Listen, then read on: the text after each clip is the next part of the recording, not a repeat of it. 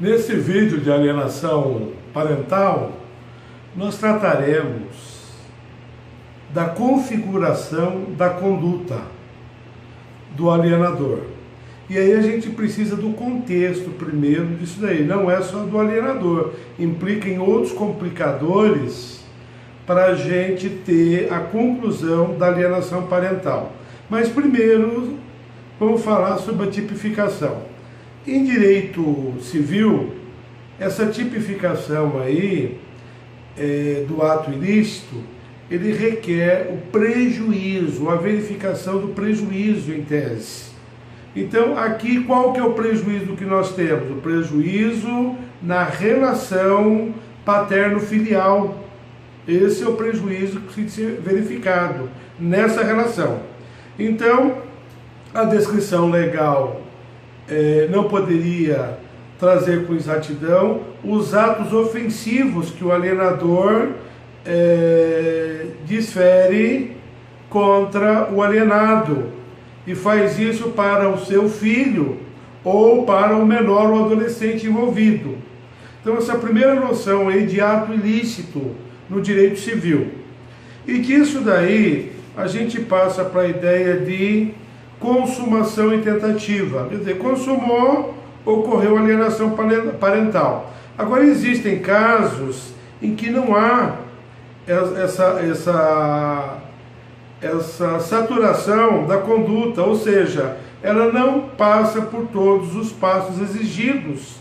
Daí não se pode considerar o quê? A tentativa, certo? Se não causar violação de direitos na relação paterno-filial, com a lesão nesse relacionamento paterno-filial, a gente não vai poder falar em tentativa, certo? Porque não há como punir a tentativa de alienação parental. Essa é a primeira ideia que a gente traz sobre tentativa e consumação, dizendo que não se admite a tentativa. Em princípio aí, não se admite a tentativa. Então, a alienação parental, ela pode ser praticada pelo genitor e as provas determinarão a sua ocorrência ou inocorrência, pois não se contempla a possibilidade de tentativa de atos de alienação. Isso é muito interessante, certo?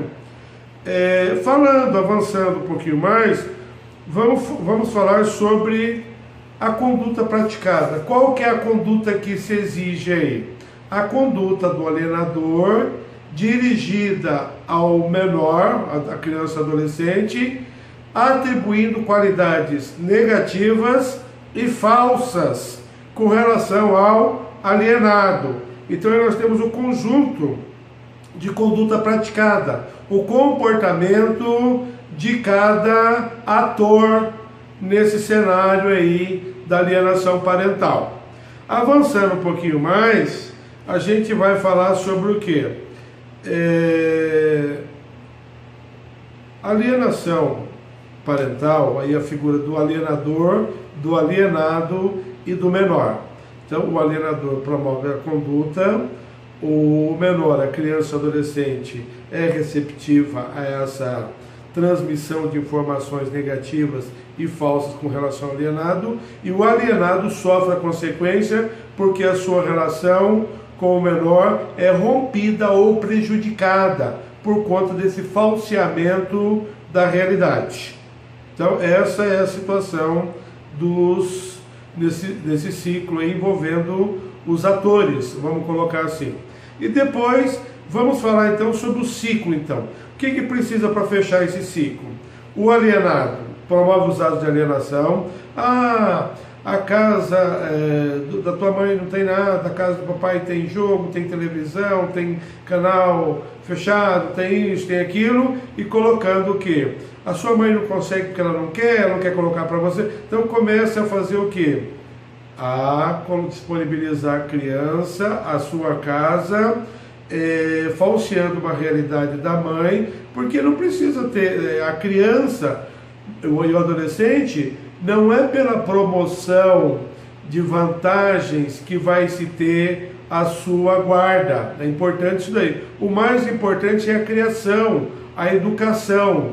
São valores diferentes daqueles que tentam comprar a simpatia da criança ou do adolescente, certo? Vai caracterizar um tipo de alienação parental aí. A alienação parental mais aflorada, como aquela que atribui qualidade negativa ao pai ou à mãe, se for alienado, e a criança ou adolescente começa a assimilar isso daí. Então, alienador para o menor e o menor para o alienado, rompendo essa relação. Esse é o ciclo da alienação parental, certo? As provas. Análise das provas. O juiz vai fazer a análise das provas.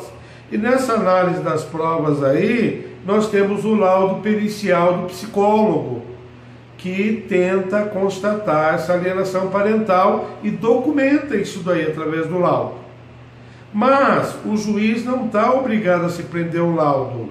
Por vezes o juiz pode descobrir a alienação parental e depois determinar o estudo psicossocial, como quando se pede a guarda, por exemplo, esse processo de guarda, na primeira tentativa, lá vamos supor que seja constatado isso daí, tentativa de conciliação, seja constatada a alienação parental.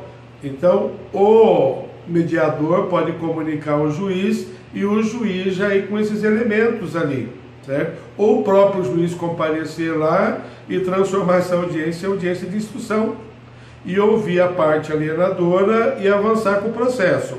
Então, o sistema de provas aí que é importante, sendo de suma importância o laudo pericial, né? E o profissional por trás desse laudo pericial seja uma pessoa preparada para elaborar esse laudo, porque o despreparo é recorrente nesses casos aí do profissional. Então o psicólogo precisa estar preparado para receber o alienador, o alienado e a criança ou adolescente e fazer a sua avaliação e emitir a sua opinião profissional ali, que a gente chama de opinião técnica, certo? Então a configuração da conduta tem uma fase que é de ocorrência, tem outra fase que é probatória, certo?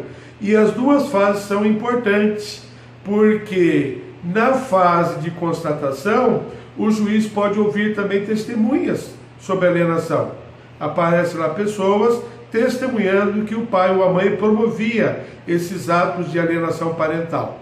Então pode ter testemunhas também além do laudo. Pode existir documentos, como vídeos, e mesmo documentos escritos, na escola, em qualquer outro ambiente que a criança ou adolescente participar.